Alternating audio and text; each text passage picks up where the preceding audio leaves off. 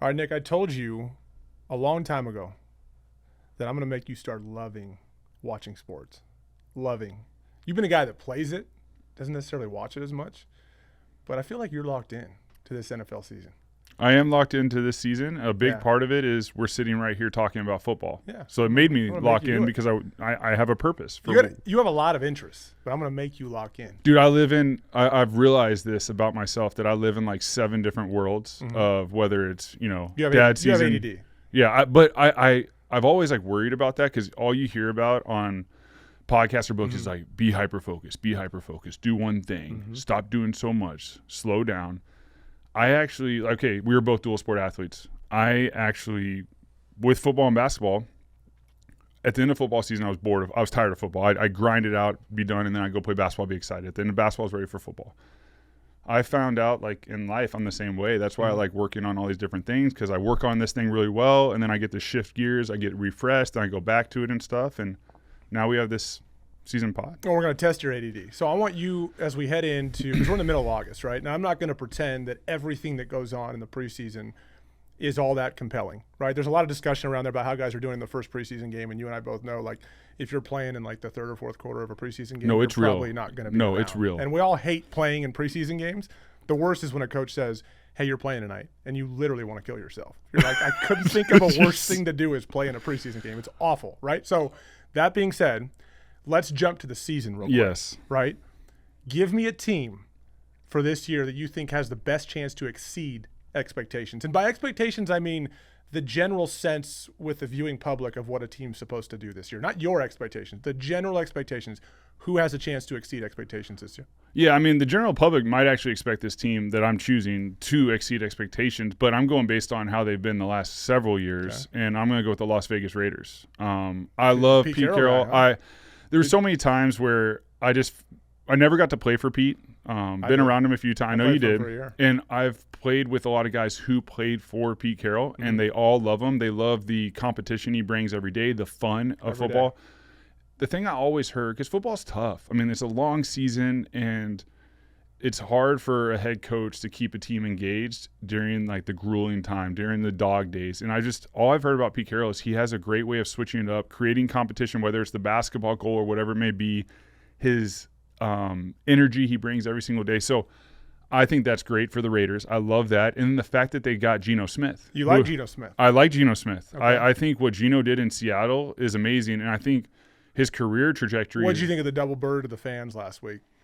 You know what? By the way, Pete backed him up and said, "Did you see what the sign said?" The sign just said he's a bigger bust than Jamarcus Russell. Who cares that that's what it said? I know. So you like Geno? I like Geno. I love that Pete backed his quarterback even in that, because a lot of times that wouldn't happen, because Pete gets it too. And I think the fans, like, they also know if you're going to show that sign, that's something I would never do, but Geno's letting his personality show, and I'm sure the fan actually probably enjoyed that back and forth. I mean, they love Geno. Geno was great in Seattle, and they're making fun because of the Raiders, but you know what? Like, Geno did so good in Seattle, and no one thought that was going to happen. Yeah. I mean, with his career, they're basing it off of what he did in New York, right? Second round pick in New York and underperformed. And people right? struggle in New York. Yeah. Well, there's certain teams where quarterbacks consistently struggle, and it just seems that those teams can't find a way. And New York Jets is one of those, even when they get these great quarterbacks. Yeah. And it was cool to see Geno go to Seattle, learn from Russ, be with Russ, and then Russ leaves, and then he takes over and does amazing. And I think, with if Pete Carroll was not the head coach in Las Vegas and Geno went there, I would not feel the same way. Okay, so you like Pete. I like Pete, and I like Geno with Pete. I think that gives them a great chance to have a really solid year and exceed expectations. The hiring of Pete was interesting given his age, right? Maybe he's got 4 years left, 4 years. But I think they feel if they can get the organization in the right position and then hire one of his disciples to kind of take over after that, which makes a ton of sense. I love the hire, even though Pete's well over 70 years old.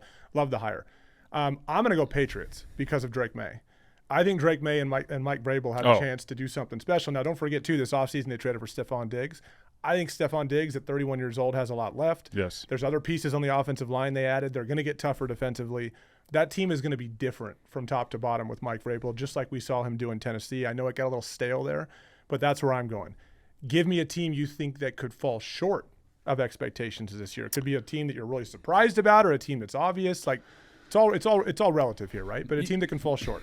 Yeah, I'm going to pick the Detroit Lions. I think the Detroit Lions are going to fall short. I'm glad I'm getting to go first because when you lose – people don't realize this. Why? You lose both your coordinators. God dang it. Yeah, I mean, listen, I played ball too. Whenever you lose your coordinators – it's hard. It's really hard. Now, sometimes it goes well, but like it's really difficult because it's a different person leading the room that maybe has never led a room. Leading a group of men in the NFL is very difficult. That's why even when you're a good coordinator and then you go become a head coach, it doesn't always work out because you never led a whole team. You just led a unit. So my vote and my choice is the Lions, even though I love their head coach. I love what he brings, but a big part of what he brought is it's not just him.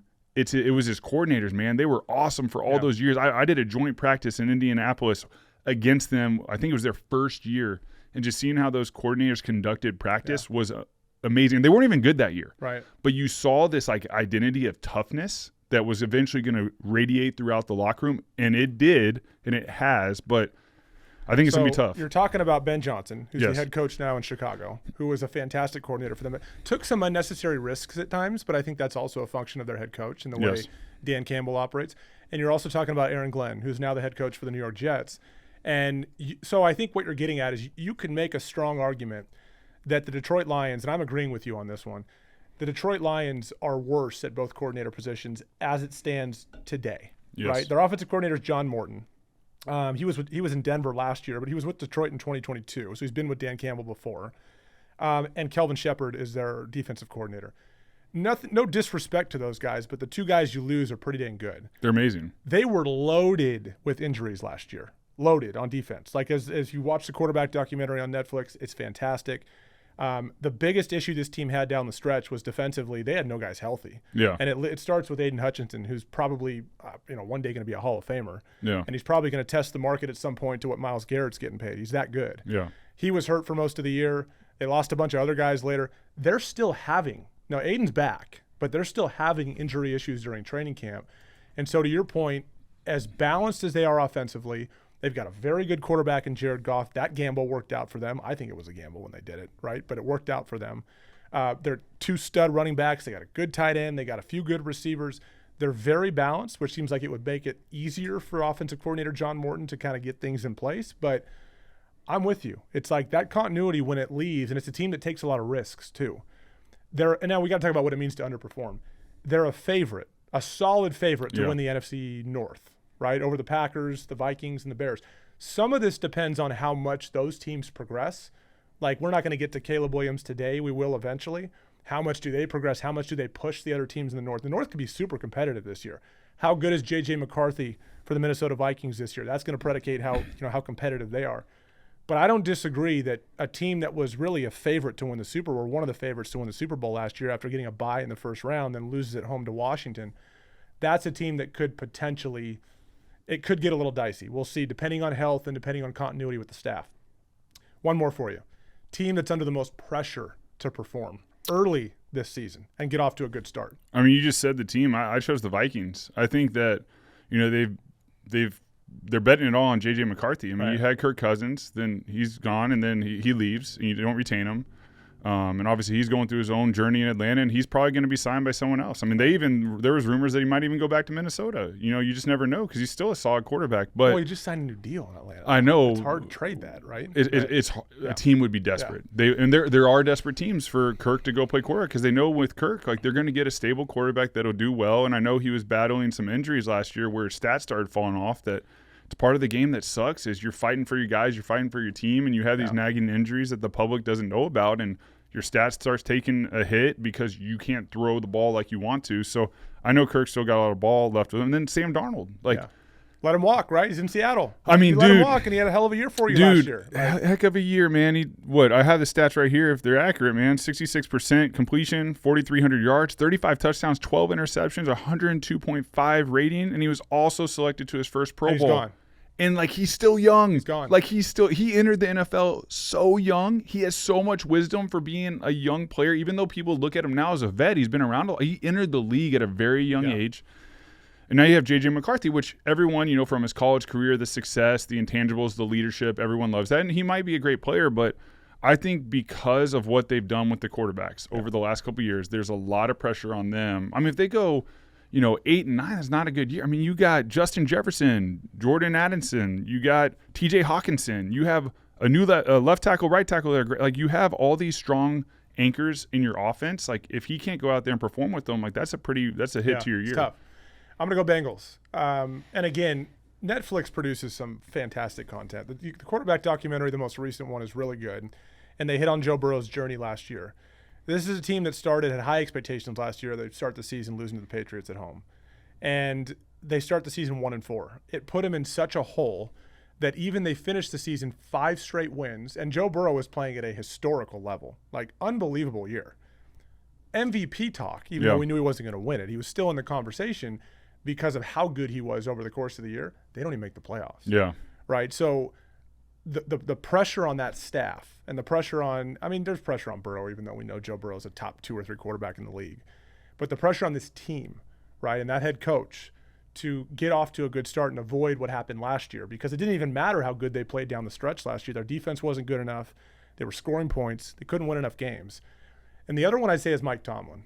And I think people know this, right? Steelers fans have heard millions of times, like, okay, that organization has had 21 consecutive non-losing seasons. All they do is win. Most fans would dream of that, right? But I think Steelers fans are tired of it. Right? Yeah. They don't want to hear anymore, hey, all you guys do is have winning seasons. That's a good thing, right? They're like, well, we haven't won a playoff game since 2017. It's a long time. And that organization, for how much stability they had with Ben Roethlisberger, how much stability they've had under Mike Tomlin, there's not enough winning. And they've taken a gamble this year.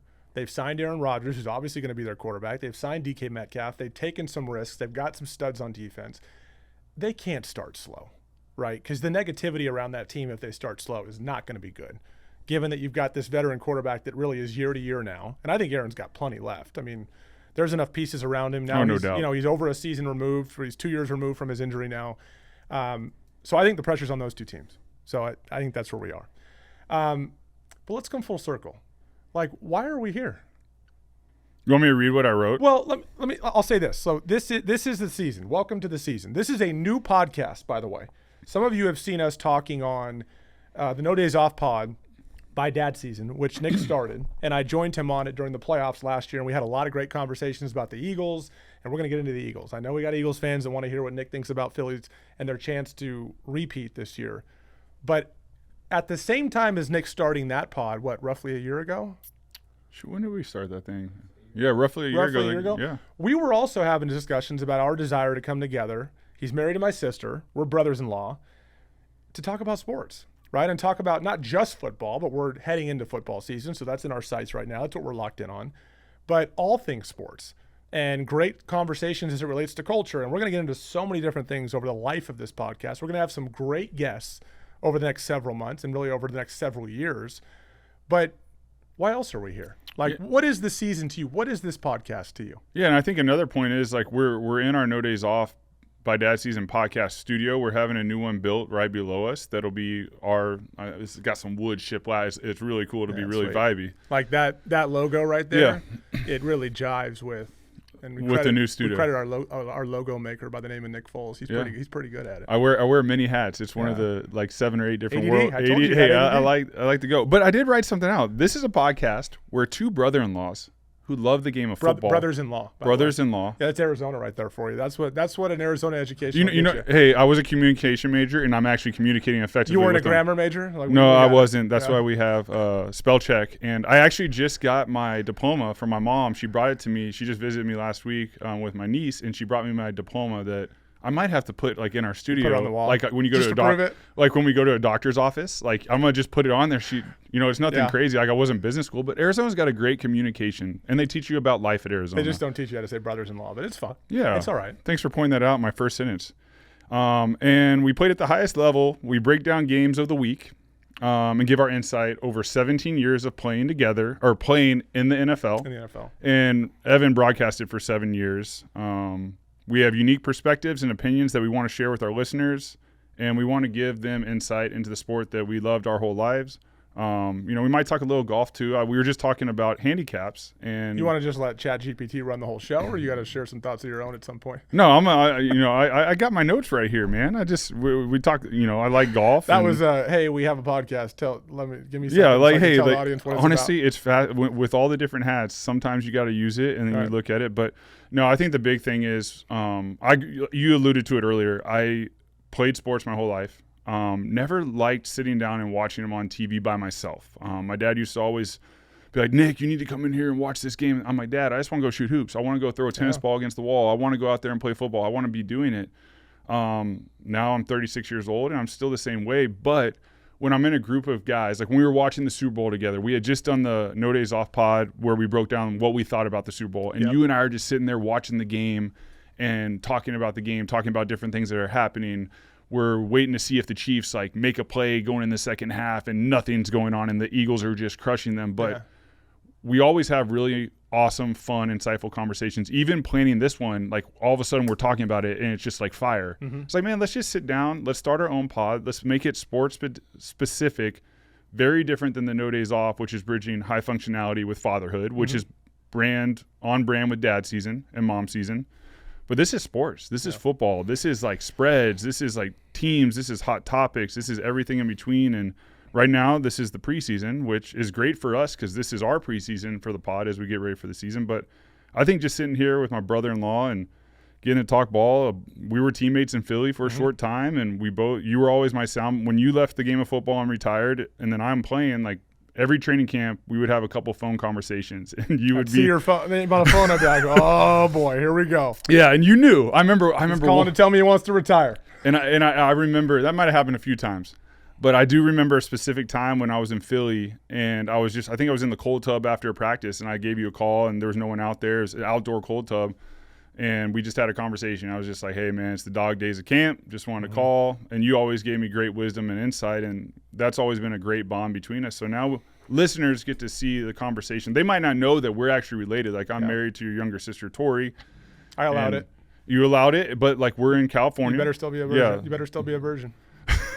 Somehow we had 3 kids. Even though he's got 3 kids, you better still be a virgin. You got 3 kids, I'll tell you that. Immaculate conception 3 times. It better be the case. Anyways, keep going.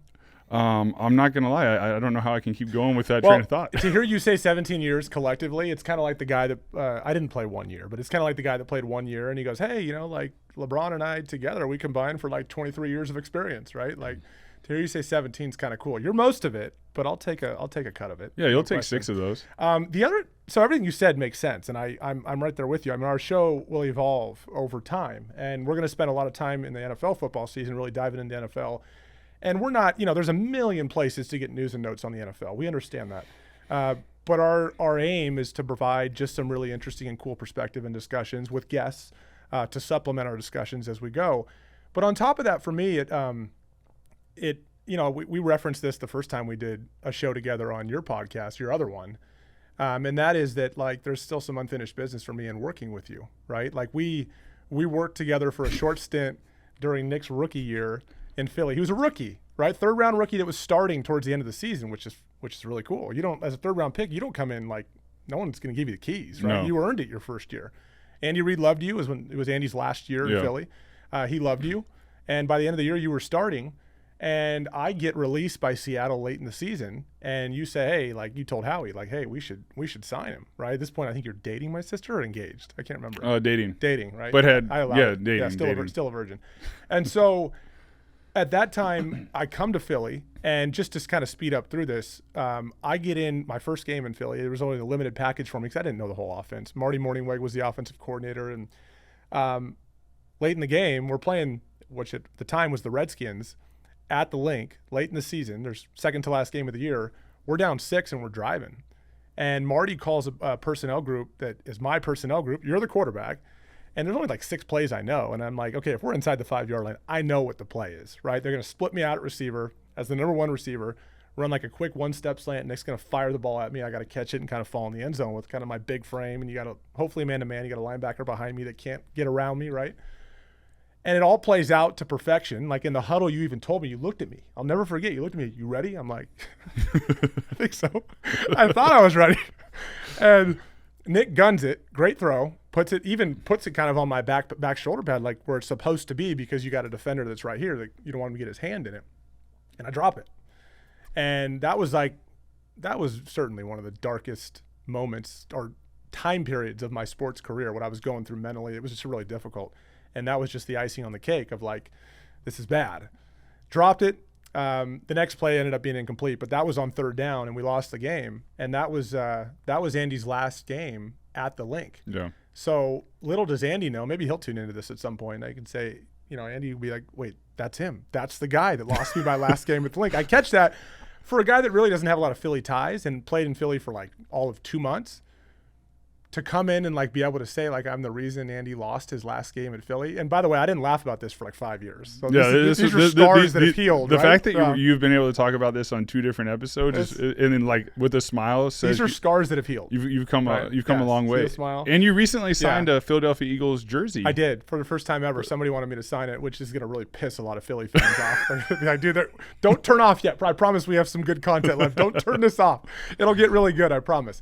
But that for me was left like unfinished business. So when we brainstormed the idea of doing this show together, that was part of it for me. Was like working together, right? Like, look, our failures make us better people. And so like being able to share that story, I've got 3 girls, Nick has 3 kids, to be able to share these stories with our kids at some point. Like, no, I played with Uncle Nick and this is what happened now is like amazing. I almost like it more than saying I caught the ball and fell in the end zone, right?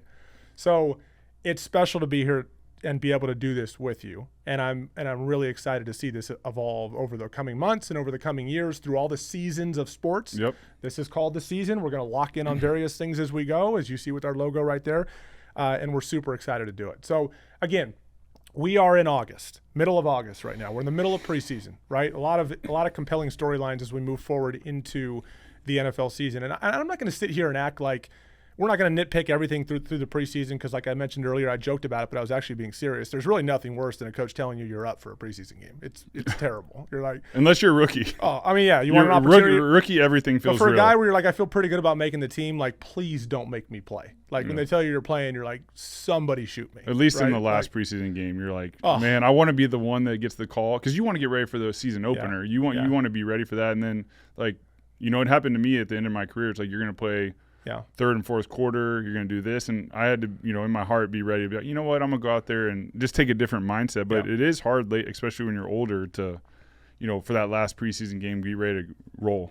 So, Nick, let's hit on a couple quarterbacks. Yeah, as we get into the season, right? So I think a good jumping off point is The Athletic produces some really good content. Mike Sanders, one of their senior staff writers, and this week he produced an article like he does every year where he talks about quarterback tiers. And I think it's a good way to frame this discussion. Some of this might surprise you a little bit, but Mike Sando does a lot of research. You might not agree with everything that he says, but there's a lot of really good stuff that came from his most recent publication about tiers of quarterbacks in the NFL. He separated them into 4 tiers. I think the 4th one is probably the most heavy, where he kind of dumped everybody into the 4th category. But tier 1, these are his quarterbacks. Patrick Mahomes. It was Patrick Mahomes and Joe Burrow tied for 1st. And then Josh Allen. Mm-hmm. Lamar Jackson. And guess who his 5th one was? Matt Stafford. Really? Right. So, what are your thoughts on that? Yeah, I mean, I think like you said with the Matt Stafford, I mean, he's getting older. He's dealing with a back injury. I mean, by the way, you can't overstate. It probably doesn't get talked about enough right now. No, I mean, you know what a back injury. You had back surgery in Philly. Like it's brutal. It really ended your career. It's tough. It's debilitating. I've had some back stuff, minimal, but mindset wise and functionality, it sucks. I think right now where he's at, obviously. Well, let me be more specific. Is Mahomes still at the top for you, given what happened last? Now, Mahomes fought through a lot of stuff last year, right? Their team wasn't quite as dominant as they've been in the past, but he still has beaten Josh Allen four straight times in the playoffs, right? He's been in like 5 of the last 6 Super Bowls or something like that, I believe it is. Is he still at the top and the one to dethrone? Because right now, Mike Sando's got him T1, tied for 1st with Joe Burrow. Yeah, I mean, 100%. Like, if I'm going out there right now and you're like, you got to choose a quarterback that's going to take your team to the Super Bowl this year and you're betting on it, it's going to be Patrick Mahomes. I mean, Tom Brady just made a statement the other day. They asked him, hey, is there any quarterback in the league that reminds you of yourself? And he's like, there's only one. It's Patrick Mahomes because he has that winning mindset. He will do whatever it takes to win the game. You can tell he has his training dialed in. He's working on his nutrition, and he's hungry. A lot of guys, when they have success, get complacent. Mm-hmm. You don't see that in Pat. He lives it. He's a great example of it. He does all these marketing things. He's all over TV. He's doing all these commercials and everything, but he's always locked in. He loves the game of football, and you see that even at Chase Daniel was breaking down a training camp practice the other day, and just watching him do 7-on-7 and throw a shallow route and all these little things, like every single play he's dialed in, and he is the heart of that team. Like when people step on the field, like they want to play with Pat Mahomes. They want to sign with the Chiefs. Obviously, Andy Reid is the one who creates that whole environment. Pat Mahomes is just right there with Andy. So if I'm saying my number one right now, it's Pat Mahomes because he has that winning ability, like fourth quarter game on the line. I mean, he's shown it over and over again. So right now, for me, it's Pat Mahomes. What do you think about Josh Allen being behind Joe Burrow? That's tough for me. I know Joe, like you said, at the end of the year last year, I mean, he's playing. I mean, he couldn't be the MVP because his team didn't make the playoffs and they were struggling, but he's playing the best football. I mean, everyone thinks highly. Everyone I talk to about Joe Burrow loves Joe Burrow, thinks he's an outstanding quarterback. It's just, will the Bengals be able to surround him with, the play calling, the players, the mindset, the culture of the team that's a winning team? That's a big part, is the winning culture. I have Josh Allen ahead. I mean, I have Josh Allen right behind Pat. I mean, Pat and him have dueled it out so many times, and even Josh knows, like, he's not going to take that tier one, that number one spot until he beats Pat Mahomes and gets to a Super Bowl and gets a Super Bowl win. That's what you have to do. I mean, you can be a great quarterback with great stats and win. And Joe Burrow's done that. And Joe Burrow has beaten Pat Mahomes. He has beaten Pat Mahomes. He's gone to a Super Bowl. He did not win the Super Bowl, but he's done that, and that's probably why they're looking at that. But man, Josh Allen's so close, and what he's done in Buffalo with McDermott. I mean, he's right there. I mean, that's a strong tier though. The one that I think is faltering in that tier right now is Matthew Stafford. Yeah. I think Matt is a great player, but it's so that's the interesting thing about that trade with Matt and Jared Goff is really it's worked out for both sides. LA went all in at the time, won a Super Bowl with Matt Stafford. But with the weapons he has this year, Devontae Adams, Puka Nacua being the two main ones in Los Angeles, and a good young defense too, and a really good coaching staff, it's going to be interesting to see how that plays out because, like I said, if the season started today, Matt Stafford probably would be able to take some kind of painkiller to be able to push through this and play. But you're not going to do that during training camp. It's not worth it, right? To like take Toradol or whatever it is. I might be aging myself. Do people still do that? He's not going to do that today to push through a training camp issue and try to get out there on the field during camp because he's a 38-year-old veteran. It's been around forever. And the thought is that he could probably be able to endure missing training camp practices and be out there. But when you're seeing a back specialist and you have a spine issue, a disc issue, and it becomes so much of an issue that you can't consistently throw the football during camp, it's not nothing. And it might be something right now that most people are not talking a ton about, thinking, he'll find a way to push through it, he'll be fine. It's not nothing, right? Yeah. It's probably not being discussed enough as far as how that would impact the team. By the way, most people don't realize, who's behind Matt Stafford? Jimmy G. Yeah. Not terrible, but at the same time, Jimmy has had a lot of injury issues as well. So you have an aging veteran who can still play at a very high level that's having a back issue. And at any point throughout the year, you're like, hey, we got a guy that's a backup that's played at a really high level at points throughout his career in Jimmy Garoppolo. Yeah. But Jimmy's had injury issues too. So I think it's just unsettling for everybody around the organization. But I still think it's notable that Matt, when healthy at this age, is still thought of in this regard. I don't disagree with where they have him. Now, just for comparison purposes, tier 2, I'm just going to rattle the names off real quick because you can see who Mike Sando has behind him. Yeah. Jaden Daniels, in this order. Jaden Daniels, Justin Herbert, Jared Goff, C.J. Stroud, Jalen Hurts is T9 for him, from if we talk about like the top quarterbacks in the league.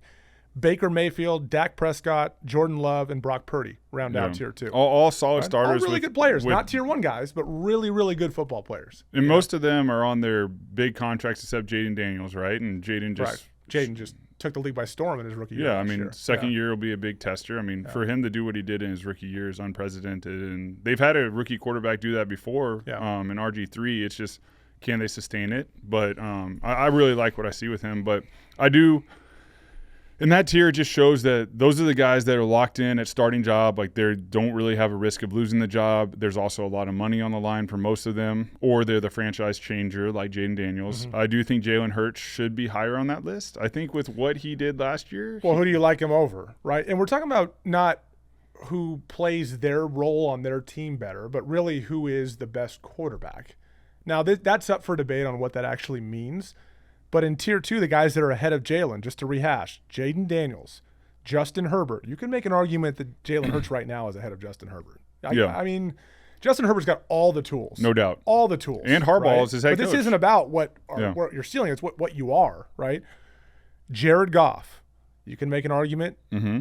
That's a tough one. Like, Jared Goff has turned out to be a hell of a player. He's done great. And C.J. Stroud, I would not put C.J. Stroud above Jalen Hurts right now. I mean, I would not. In my opinion, no chance. With the way I do tiers, which is different than the Athletic, then just different than him. If I'm building a team right now going into this season, who would you take? I'm taking Jalen Hurts. That's a good one. That's a good way to look at it, because to you that tells you what you might have all these different metrics of what makes a quarterback good. But at the end of the day, who am I taking to run my team? As of today, I'm taking Jalen Hurts over Justin Herbert, and I'm taking him over C.J. Stroud. Yeah. And you know what? Until I see Jaden Daniels in year 2, I'm probably taking him over Jaden Daniels. Jaden Daniels, I saw Jaden Daniels play a ton in college. I covered him when he was at Arizona State. Then obviously when he went to LSU, I was not as close to the whole thing. I watched all his games last year. Fantastic player. I'm still taking Jalen Hurts today. I might change that after this season. Yeah. Today I'm taking Jalen Hurts. And you know what? I know people that listen will be like, oh, you played in Philadelphia, this, that. Listen, I'm not taking this. I actually have more wisdom than any of the listeners of what it takes to be a quarterback in Philadelphia and how difficult it is. Jalen has an amazing group, a cast around him. He has great coaches. He has a great O-line. He has great skill positions. He does a great job of anchoring that team. Deal, though, like, man. If you watch him in interviews and you watch him conduct himself, he does it in such a confidence that's unique to him, and everyone just buys in. I saw something where I think it was a rookie player that was just in awe of being around Jalen. I mean, for a young player to come in and see Jalen Hurts work and the way he goes about business after winning Super Bowl MVP, after leading the Eagles to another Super Bowl victory, and just that hunger he has, and just how he's talking about this year. I mean, when they did the ring ceremony, the thing that everyone was talking about is he didn't put the ring on. And I know he had his wedding band. He's newly married, so congratulations. But I think it just shows he's on to the next one, because they did their ring ceremony later than normal. It might have been because they did the attached wings. It might have taken more development in the ring that popped out, so they needed to buy themselves another month. But I just love that. You need that in Philadelphia. And the hardest thing, if we're going to get into Philly later, but like, once again, you lose a coordinator. That'll be the biggest thing. Continuity and package. So the thing to remember with quarterbacks as we talk about them, there's a million different ways to say why you think a quarterback is good. I'm not a fan of docking guys for saying he's got a lot of pieces around him. That's part of the deal. Yes, right? you want that. Like Tom Brady, like, I know you could say, well, he had a lot of turnover too, but there are always weapons around Tom Brady. Yes. There's a really good coaching staff and an organization around Tom Brady. It's part of the deal because it's the ultimate team game. So it's part of the deal. Yes. Right. So you'll never hear me hit a guy down for that. And for that reason, that's why I feel so strongly about Jalen Hurts, the position he's in relative to others. Here's another example. And this might come across as extreme, but I really mean what I'm saying. When Aaron Rodgers was playing for the Green Bay Packers, he was really in the prime of his career. They were playing Cleveland on a Sunday. It was like the game of the week on a Sunday several years ago. And they did a special before the game of draft day for Aaron. And everyone knows Aaron fell all the way to 24. He was sitting in the green room. You see all those. Aaron obviously benefited immensely from going to Green Bay, playing behind Brett Favre for 3 years, not playing, like sitting for 3 years, learning from a guy like that, having the same coaching staff for a long time, a very stable organization. His game changed. If you saw him play at Cal, his game changed a ton before he actually took the field in the NFL. I would venture to say, to make my point here, had Aaron, because the reason they did this special is they were saying, hey, Cleveland almost drafted Aaron that year. What would have happened? And I turned to my wife. I was out of the league at this time. I turned to my wife and I said, if Aaron had been drafted by Cleveland, it's just a fact. As I played for Cleveland, I have a lot of fondness towards the organization because I enjoyed my time there. But the reality is at that time, had they drafted him, I think Aaron, by the time that game was on the air, would have been out of the league. Sounds crazy. But Aaron grew so much in 3 years. He grew so much once he began starting. He changed as a player. He is now, just to be clear, because I'm not docking his talent, in my lifetime, Aaron is it's the most I've enjoyed watching a quarterback play in my lifetime, right? Remember, I was really young when Joe Montana was playing. In Aaron's prime, I enjoyed watching him even more than Patrick Mahomes. Yeah. Aaron was and he still could be this year. He's still playing. Yeah. Aaron was unbelievable in his prime. I think arguably the most talented quarterback of all time. Yeah. But my point about pieces around a guy, had he gone to Cleveland, I think he's probably out of the league in 7 or 8 years. I mean, that's fair. I mean, it's the same thing with Pat Mahomes. Pat Mahomes is an amazing player. And when he went there, Andy Reid drafts him. And I think Andy Reid had his eyes on him for a long time. He knew this guy out of Texas Tech was going to be something special. But he also knew he needed time to develop into the player he is. So he got to sit behind Alex Smith. I was with Alex Smith the year before Pat got there. And I got to see how Alex Smith conducted himself each day and how he prepared and everything. So Pat got to see this, and and Alex had an amazing year that year. He was throwing the ball downfield, the best he ever has. They had a tremendous season. So they already had a great football team. They already had the pieces. They already had the culture. When I played for them, we got a first-round bye. We were like the number 1 team in the NFL. We lost to the Steelers in the divisional round. We were a really good team. So Pat gets to go to a really good team, sit behind a great quarterback, learn from this quarterback. Very similar situation. And then he gets to step. I mean, look at Jordan Love in Green Bay. He gets to be behind Aaron. Green Bay, I know they pissed, and we're going to get into this when we talk about salary cap, but I know they pissed a lot of people off when they pissed Aaron off when they drafted Jordan Love, and they could have drafted a receiver that year, right? But Green Bay doesn't dip because of it, right? They're thinking 3 years ahead. Man. And it's at the time, even I was like, Aaron's still got a lot left. Why are you drafting a guy to back him up? And then right now I'm like, you guys are just solid ownership, man. You guys are geniuses, right? Like, it's unbelievable. Which leads me to my next topic for you. And this is something I think is difficult for some people to understand. I'm going to put it in the context of Micah Parsons. So right now Micah Parsons is still holding out.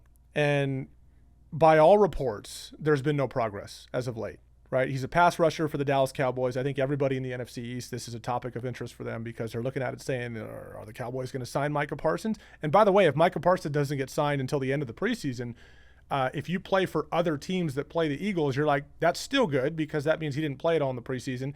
Maybe gets off to a slow start, maybe gets hurt at some point because the only way to get ready to play football is to actually play football. I don't care if Micah Parsons is off to the side with a helmet on, running around hoops and doing drills. If he's not playing football, he's not ready to play football. I don't care what kind of freak athlete you think he is. The guy needs reps to get ready for a season. Everybody does. Otherwise, you risk getting him hurt, and therefore you give him limited reps during the first game, which impacts your team. All that being said, Dak Prescott right now. So I want to have a salary cap discussion with you. The salary cap in the NFL this year is $279.2 million. That's way more than when we were playing. It's like skyrocketed, right? It doesn't necessarily leave more room to pay a bunch of players. What it's left more room to do is pay a select group of players. Yeah. Quarterback salaries have skyrocketed. Pass rusher salaries have gone through the roof. Myles Garrett set the bar for pass rushers at just over $40 million average amount per year in his new contract. Insane, right? That used to be like unheard of quarterback money, and now that's insane. A pass rusher. It's absolutely right? insane. But Myles is a generational player, so I get it. But presumably that is what Micah Parsons is going after, right? Because Micah Parsons is a special talent. Through his first 4 years in the league, his sacks are top 5 all time relative to other players' sacks in their first 4 years. That's how good he's been in his first 4 years. Transformational player, right? Special. Mm-hmm. When you have Dak at $60 million per year average, he's the highest in the league, by the way. His average per year is the highest. You might say, what about Mahomes? Well, Mahomes' contract is longer. It's spread out over. And teams can get creative in how they do cap hits and all that. But you've got Dak at 60. You've got Micah, who's asking probably in the $40 million range to be at or above Myles Garrett. And by the way, you recently signed CeeDee Lamb at roughly $34 million per year on average, the average annual salary per year. So I just gave you the salary cap number of 279.2. Yeah. And so we're having this discussion in the context of Micah Parsons because I want to know your thoughts on holdouts and how this stuff ends up and how you build championship teams. Because if you're trying to win a Super Bowl, which we think the Dallas Cowboys are, but that's a whole nother discussion. Are you putting 60, 40, and 35 with Dak, respectively, with Dak, Micah Parsons, and CeeDee Lamb into three? Are you putting almost half your salary cap into 3 players?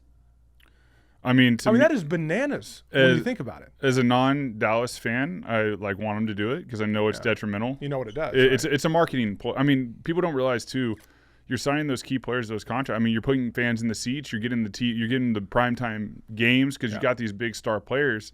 But I mean, also T.J. Watt, signed another deal that also added pressure, $123 million over $41 million. Right, but they don't have a quarterback making that kind of exactly. money. So right? Therefore, that it goes both ways. So for Micah to get this contract, I would rather him go to like a Commanders team with they're not paying the rookie or the young quarterback. They can afford to do it. They can afford. You want a Micah Parsons at that contract with a young quarterback because you can survive that. Mm-hmm. Dallas, that's detrimental. I mean, as much as they want him, and it sounds like he's going to want that money because what is he on his 5th-year option right now? His 5th-year option is $24 million.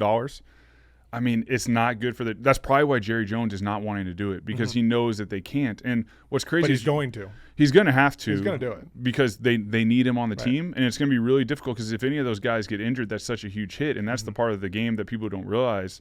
But, yeah, I do think it's very difficult.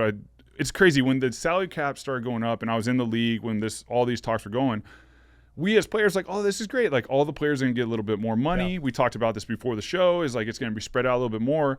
We didn't really think about it as like, no, it's still going to be the star players' money is just going to go astronomically more. And then the other guys on the team, the 95% of the rest of the guys, they're going to be paid a little bit more, but it's not going to be a lot because it's got to go to the star players because other teams are going to offer it and they're going to leave. So, and it's hard for Dallas. Yeah, they have a great player. They have great players, but now to retain these players, they got to pay them, and then they can't get other surrounding cast. They can't like invest a ton in their O-line. They can't get a great D-line. You need a great O-line and a great D-line, and to do that, you need money. Right. So I know Micah Parsons being out there on defense helps them, but it's almost like you need a lot of like really, really, really good players across the board to fill all these spots. But like having a guy that you drafted that becomes what is obviously a generational talent can almost work against you because God forbid he signs this and gets hurt. And then you're like, we don't even have this guy. I mean, he'll change the game, right? By the way, the Bengals are dealing with a similar situation with Trey Hendrickson. Trey Hendrickson led the league last year with 17.5 sacks. He's scheduled to make about $16 million this year. All right, I just told you Myles Garrett, who set I'm not saying he's Myles Garrett, but he's set to make this year about 40% of what Myles Garrett's making this year. Okay, that's a problem if you're Trey. You're like, look, I might not be Myles, but I'm not 40% of Myles. Yeah. Right? So I want a new deal. Yeah. And so the last 4 years, dating all the way back to New Orleans, he's been at least 3.5 sacks, at least 13.5 sacks, 3 of the last 4 seasons. For those of you who don't know, Trey Hendrickson, total stud for Cincinnati. But they've got a similar problem. Yep. They've paid Joe Burrow. They've paid Jamar Chase insane amounts of money. I think Jamar right now, I don't have his numbers in front of me, but he's averaging about $40 million a year. Jamar is.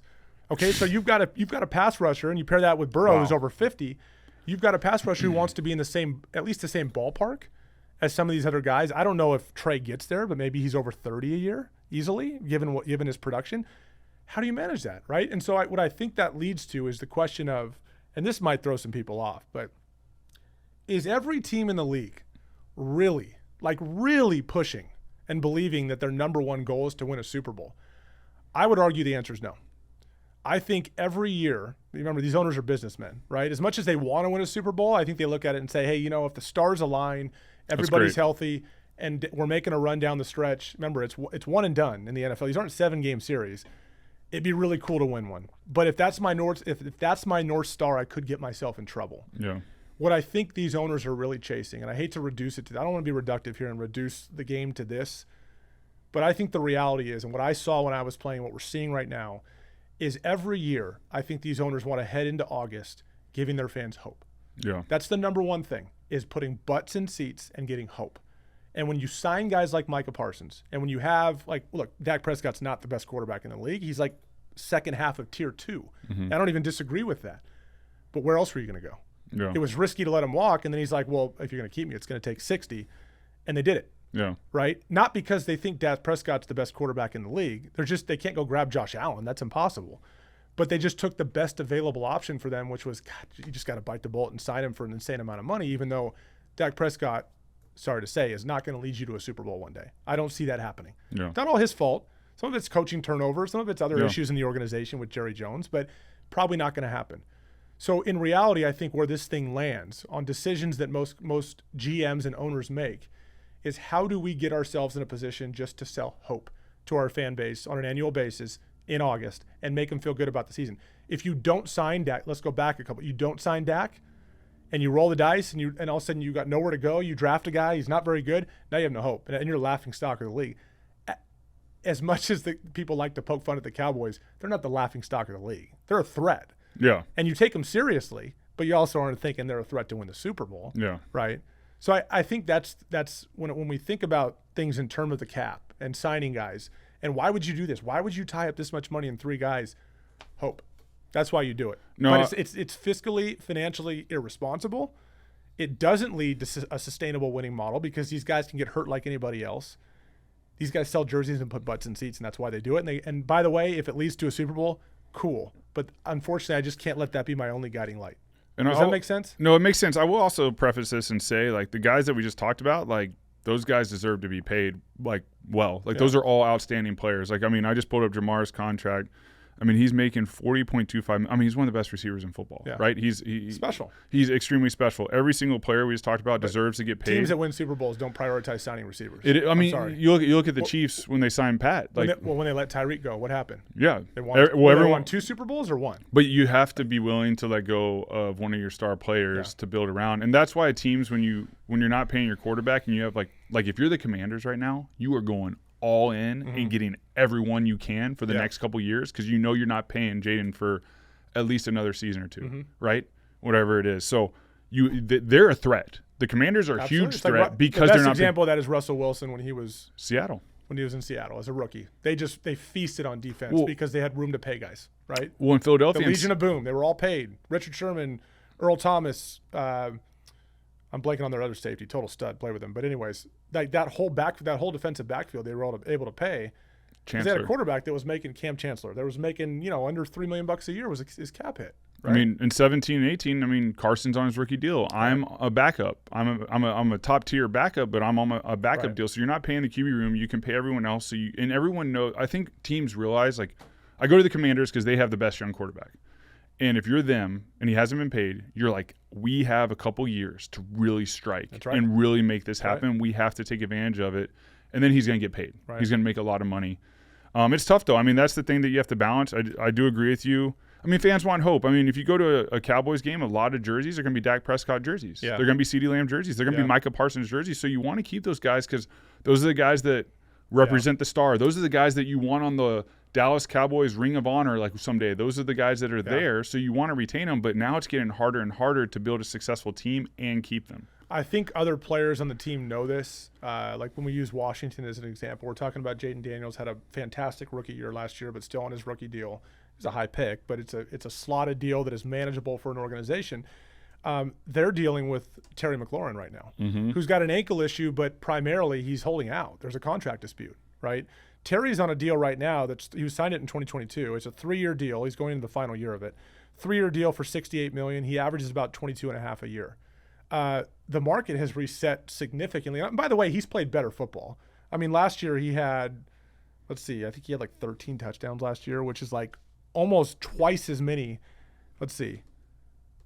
So last year he had 13 touchdowns. That's nearly double his career high previously, which was 7 back in his rookie year.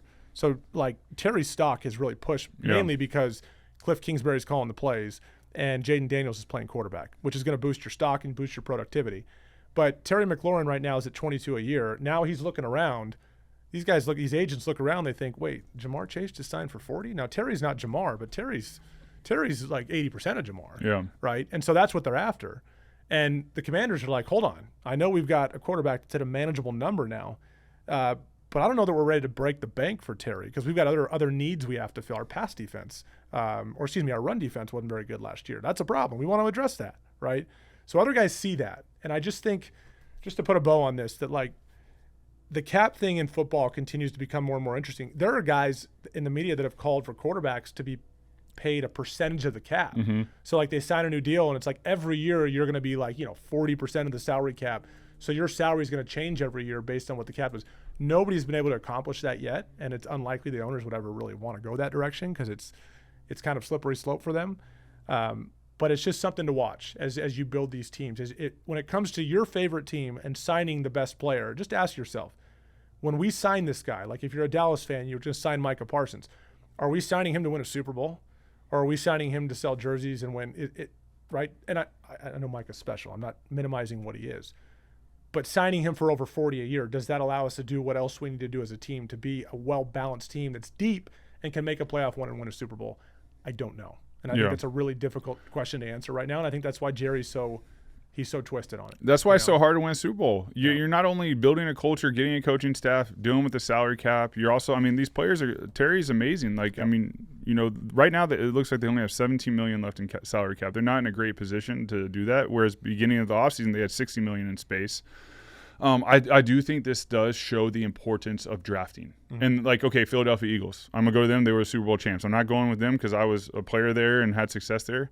They do an amazing job of drafting young players that like are in the top 100 players right now, voted on by their peers. So what you're saying is they find like 3rd, 4th, and 5th round players that are ready to start early. Yes. At a low number, so they can manage the cap situation that way instead of having to go find free agents. Because AJ Brown's at $32 million a year. That's a high, but that's one of the only high price free agents they went and grabbed. Which right? he's special. He's special. Yeah. I mean, he can even increase book sales with the inner excellence on the side. I mean, all of a sudden that guy's a New York Times bestseller. To be able to do that kind of movement as a player and be a stud on the field is unbelievable. I mean, that was a big part of them. They have the pieces, but then it's tough. They do it. Cooper DeJean, right? Stud. I mean, rookie year. I mean, he's all over. He has his own. They develop guys too. He's got his own podcast now. Now, my big thing with him is like you know how it is when you're young. I mean, you don't because you didn't have success early or really ever. Damn. Sorry, but I do know young. Can you cut that, Roddy? we don't need to put that in the show. It's bad for business, man. He did, yeah. I mean, killing my stock. You learned a lot of character and culture and what doesn't work all the time. Thanks for reminding me. Yeah, sorry about that. But at the same time, I do think it's hard when you're a young player and you have really great success your first year. You think it's just going to keep coming. Yeah. I mean, and then year 2, I mean, it's a new team, new coordinator, new this, new that. But I do think it goes back to my big thing. And Kansas City's done a great job. Andy Reid's done a great job. They have scouts. They know what they're looking for. I mean, they found Tyreek Hill, a hidden gem as a player. They thought he was going to be a punt returner, and that was it. And then they saw him in offseason training as a rookie. They saw him in training camp. They're like, we can do some stuff with him. They didn't know his catch radius. Yeah. Because in college, he played a lot of running back, and he didn't show a lot of his natural catching ability. Well, we saw right away, like, it was unorthodox at the beginning because he always, like, cupped the ball when he caught and everything, but he would come down with the ball more times than not. And then all of a sudden became one of the greatest receivers to play the game. Yeah. And that was, I forget what round he was drafted in, but it might have been 3rd, but it might have been later. But you have to draft really well. You can't get away with just signing free agents. You have to find those hidden gems, those free agents, those undrafted free agents that make the team, that add to the team to create success. And if you don't have a good scouting department, you're not going to win a Super Bowl. People don't realize if you do not have a scouting department that knows the type of players you're looking for and is willing to share that information with you, and then a GM like Howie Roseman that's going to be super aggressive and Mr. Lurie lets him go get it, you're not going to win a Super Bowl. You have to have those young players to have success. When we won a Super Bowl, the guy who's leading us down the field before the Philly special play is Corey Clement. Yeah. Like, he's an undrafted free agent, Philly guy that from Wisconsin, played at Wisconsin, who they're not all $20 million, $30 million a year guys, right? He was a huge player. LeGarrette Blount, like, you know, we weren't paying him much. Jay Ajayi, like, we had a bunch of guys that you have to have that. At key positions.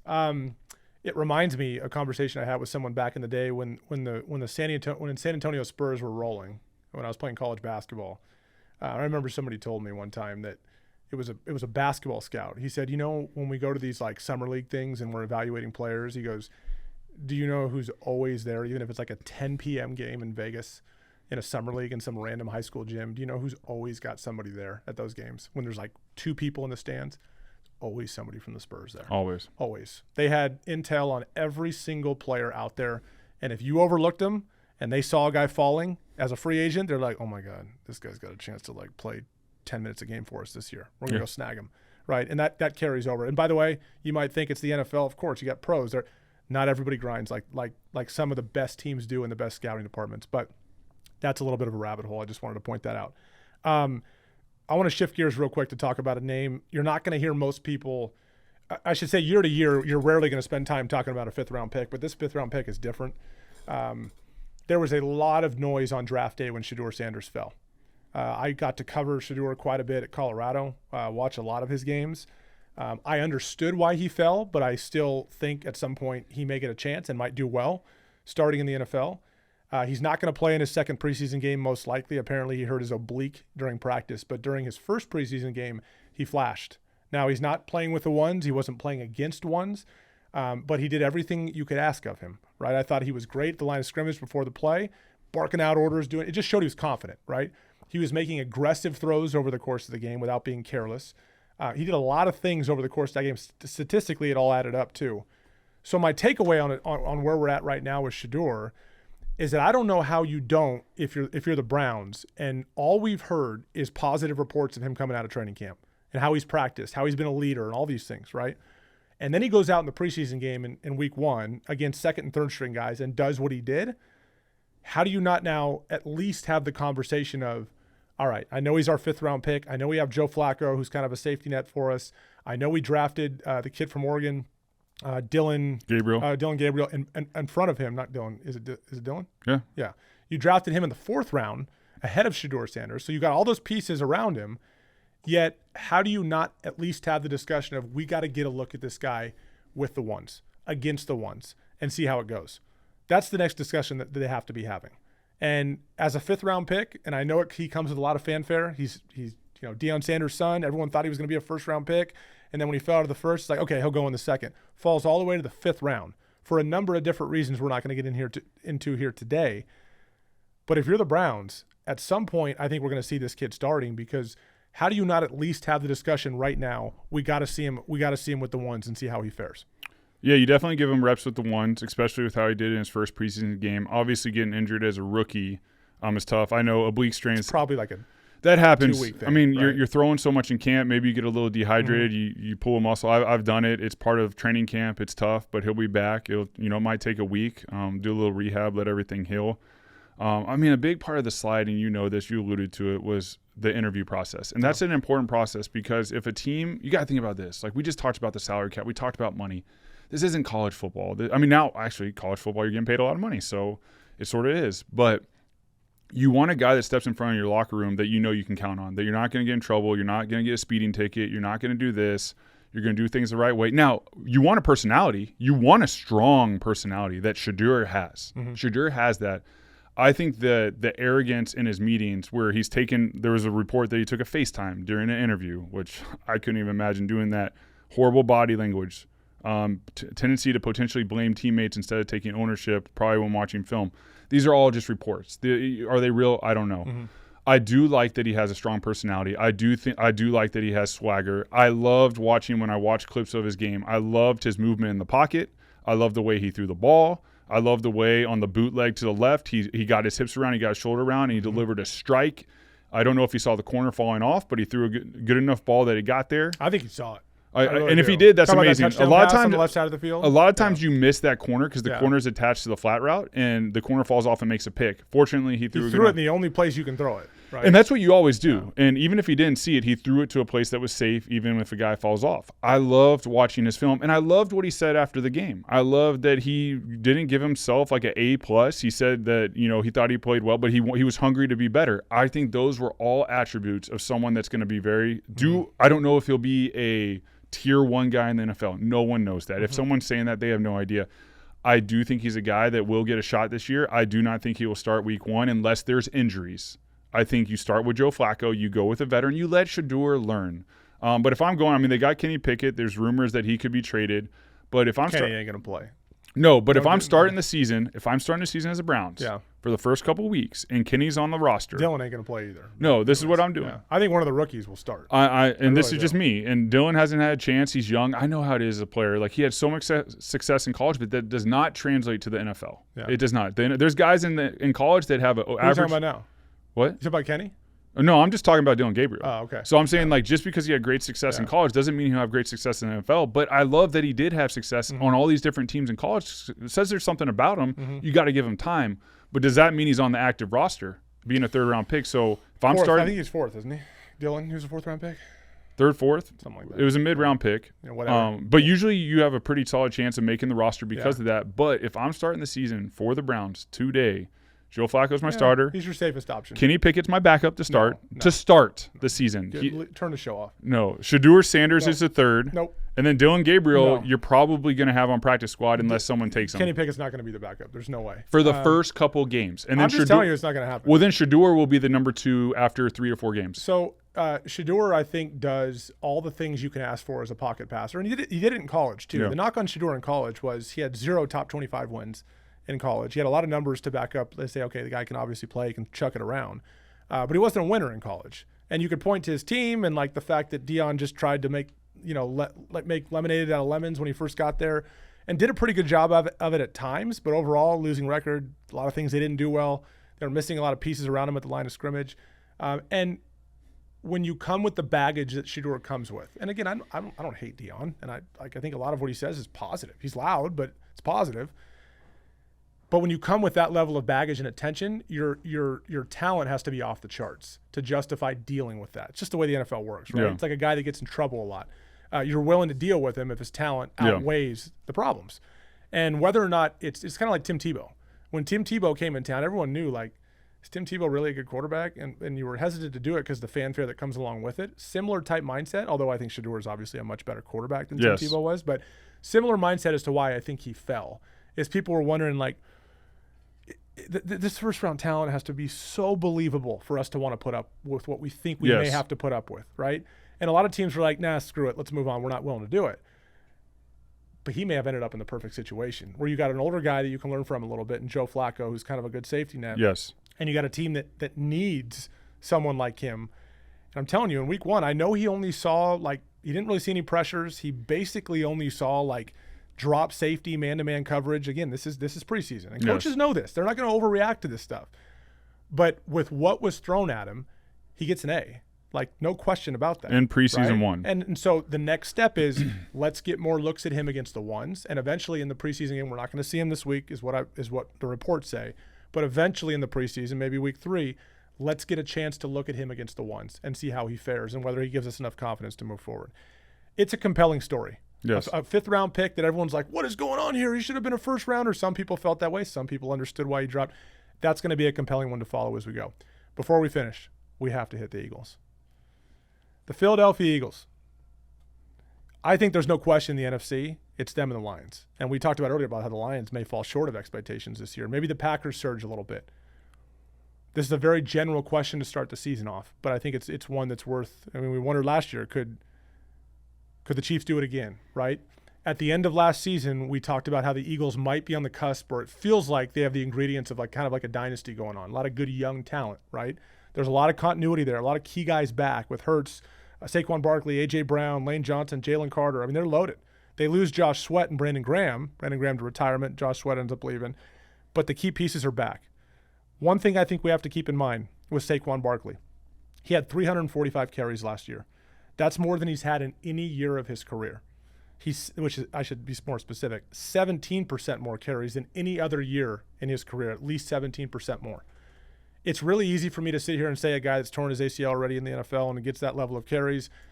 Let's be honest. A lot of it hinges on the health of Saquon Barkley as he goes through the year. Can he handle that kind of load again? I don't think he's injury prone, but when you carry the ball 345 times a year, chances are you're going to get nicked up. You just hope it's not serious. But do they have the pieces given that they lose their offensive coordinator? Vic Fangio's back, which is fantastic. He's a stud. Do they have the pieces to repeat this year? They definitely have the pieces to repeat. And like I said, I mean, Saquon's unbelievable. I mean, his body's just built different. The way he runs is built different. Biggest freaks we've ever seen.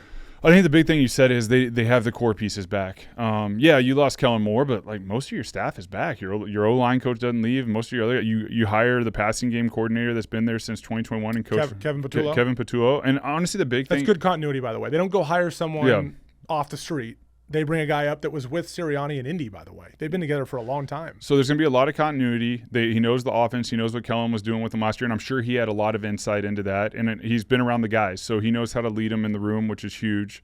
Obviously, Jalen Hurts coming back is huge. After winning a Super Bowl MVP, he's confident. He's carrying himself the right way.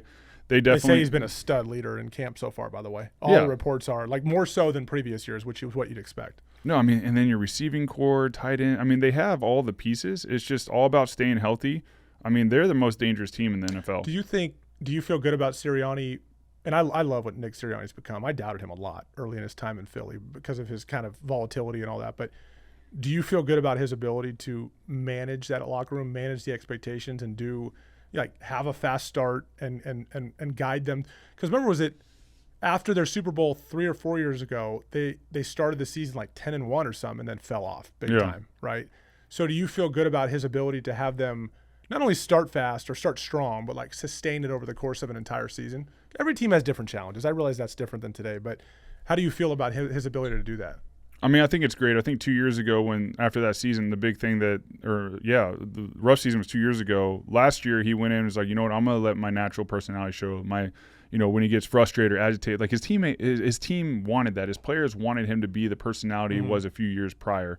And he did that, and then they win a Super Bowl. So he knows, like, all he has to do is go out there and be himself. They have all the tools. He knows how to work. The leadership has gotten better. Like you said, Jalen Hurts in training camp is now even more of a leader than he was before, and he's been a great leader. Saquon, I mean, you have A.J. Dillon at running back too, which is another big running back there to help with Saquon. Big legs, power. And then you got Jalen Hurts who can run. So it's just that O-line movement.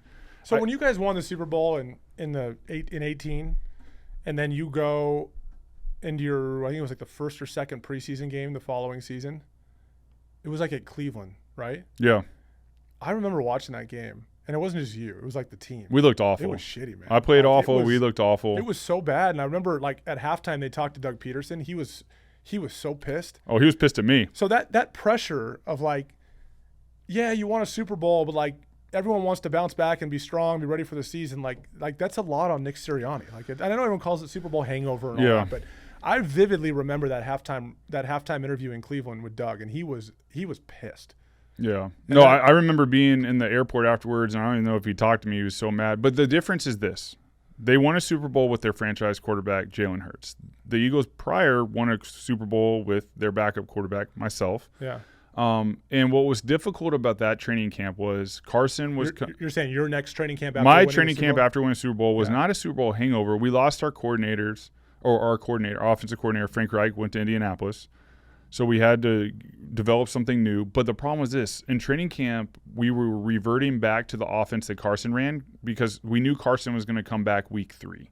Okay. So I remember this everything was always internally about getting him back and getting him prepared, which was tough for me because – So they wouldn't tailor it to you because you were temporary. It wasn't tailored to me, even though we were trying to do some of the stuff. But, like, it's a weird dynamic where you have a franchise quarterback in Carson Wentz, and then it's a new season. I then restructure my deal to come back and be the backup. Though I'm starting the first 2 games of the season, everyone's just getting ready for when Carson comes back because he's the franchise. So it was a weird – dynamic, not that between me and Carson, it's a weird leadership dynamic where I'm trying to lead, but then Carson's trying to lead as well because he's coming back. So you can never figure out the right culture on the offense because it's not your franchise quarterback. Like, you're in confusion because I was the one who played at the end of the year and we did that. I want to be back in Philly. Okay, so you're saying forget the hangover, Super Bowl hangover. There were way other dynamics. There was so many dynamics. Now I'm starting to remember. There's so many dynamics, and once again, I'm going to say this: it was nothing between me and Carson. It's just tough when your guy who's going to be your starter, your franchise guy, who wasn't playing at the end of the year because of the injury to his knee, wasn't the one playing the Super Bowl. All of a sudden, I'm back. It's just such a weird, unique dynamic. Well, it was fumbled. Look, like, and this isn't. I'm not speaking for you, but the reality is, like, your success in Philly and all the things that you did there and your career record there as a starter. It's unfortunate that there was this pull to go back to Carson because had they just stuck, and I'm not saying they should have chosen you over because there were a lot of weird dynamics there, but had they just stuck with what they had, this would have been completely different in my mind. And it was tough for Carson and I. I mean, I understand 100% their decision. I mean, Carson had an amazing year, amazing player, was doing a great job leading the team. Trust me, this isn't like a Carson Wentz, Nick Foles thing. This is more. Yeah, it is. It allowed. I can say, for me going in, I knew the best thing. I always think about the best thing for the team. I could never let my leadership from the previous year in the Super Bowl run. It was my team. Yeah. Everything about it was my team. It was, I mean, I was the quarterback leading the charge. Our offense was what I wanted. I had all to say. I was very confused and conflicted going into 18 because I knew this wasn't my offense anymore. It was about getting Carson back, and I just had to fill the gap because we were so injured going into week 1 in Tampa Bay. We had practice squad players playing skill position because everyone was injured. And then it was week 2 in Tampa Bay. We won week 1 against Atlanta, but it was a sloppy game. Week 2, we get smacked by Tampa Bay. And then Carson took – and I honestly was so stressed out because of that it was almost a relief because I couldn't be myself. I was trying to be humble, and I was trying to respect that Carson was coming back, but I couldn't let my leadership take over because then it's just like an awkward situation because I know it's coming to an end no matter what. That's a long way to say this is a very different situation for the Eagles. Their franchise guys led them to the Super Bowl. Their amazing vets led them to the Super Bowl. They are way more dangerous than we were in 18. 18, the next season after Super Bowl, we were we were still a great team. We still had a chance to even make it to the NFC Championship. We figured it out at the end. But at the end of the day, we were confused that we struggled through that season because there was so much confusion of like, what is this team because of how the year went prior. The Eagles don't have that. The Eagles, everyone's back. These guys are the ones who won the Super Bowl. They are so dangerous, but they're also hungry. I love the fact that Jalen Hurts is saying what he is, and he's backing it up. I'm a big action guy. I like confident speak, but Jalen backs it up. Yeah, he does. And he's not a man of many words, which is great. And when he says something, it matters. It reminds me, like, you know, he speaks more than Darren Sproles. But Darren, who I was talking with the other day, like, Darren's one of my favorite teams of all time. Did he speak a lot? No. But his actions were the best I'd ever seen, the way he approached himself. But if he did speak, everyone shut up because they knew that he didn't speak often. But when he did, it mattered, and it came from the heart. That's why I like him. They're a very dangerous team, very different than we were. That was a little bit of insight that people probably don't know. Well, I think that's a really good point because I think, you know, I know it's been 7 years, but even in the moment, I think people just came out, you know, when the 18 season started and were like, why aren't we starting faster, right? And so, like, this is the first time the Eagles will be embarking on a repeat journey since then, right? Because last time they went to the Super Bowl, they didn't win, right, with Jalen Hurts. Now they won one. And the dynamic, so Philly fans, and I think everybody knows this, is completely different for all the reasons you just outlined. The dynamic of leadership on the team and where this thing is going, completely different, as you just really like eloquently put, which was great. There's always more to the story with that stuff, but anyway, anyways, dude, I feel like you threw me the ball today and I caught it. Like, we just won the game. We just won the game. This is good. It's our first win. Reminder: this is the season. This is episode 1. Please check us out on YouTube channel as well, because if you're listening to this on Spotify or Apple and you're only getting audio, we have a great studio here. We're going to have our new studio should be built shortly. We'll be in a different room than this. But the video side of this, I think, will be really good too. We'll have a lot of visuals over the course of the season. We're going to have some really good guests as we go to have good conversations. They'll join us either in person here in the studio or by Zoom, or we'll somehow get them the video side of this as well. So it's going to be a fun season. I got a final question for you. What do you got? When we're doing the studio, I've actually been really thinking about this. What jerseys are you going to display on your part of the studio? Eagles jersey. Oh, yeah? Yeah, that's the big one. I'm going to have the grass stain on the back, and I'm going to have I'm going to put a brown mark right here where the ball hit when I dropped it. Oh, like man. Right here, right? Because it hit I let it come into my body, which, I mean, you know, I know you made fun of me earlier, but that's not something I usually do. I usually catch it out here. No, you have amazing hands and you're an amazing player. See, that's what I was waiting for. Yeah. We should and guys, if you watch YouTube, like, I don't have like the upper body physique this guy has. I mean, we talk about it all the time. Like, I got 2 sons. Now we're going off the rails. We're going off the rails, but I feel like this is the part of the show that's unique. Is like, I have 2 sons, and my youngest, Bodie, like, I look at him like, man, Bodie might have my legs, but Evan's upper body, and that guy is going to be a freak. Like, if you combine the both of us, man. What's wrong with my legs? No, your legs are strong. Like, you're fast. Now, we got to get your speed, too. Like, your family's got speed. We got speed. I don't have speed. I can go a long ways. Slow twitch athlete. Hey, I'm a slow twitch. But you see me on a basketball court. I've been able to hang with you on a basketball court, and you played at Stanford. I could hang with you. I love it, man. I love it. Well, again, this is episode 1 of the season. We'll be locked in throughout the entire football season and beyond. But right now, that's where our sights are set. Thanks a lot for listening. We appreciate it.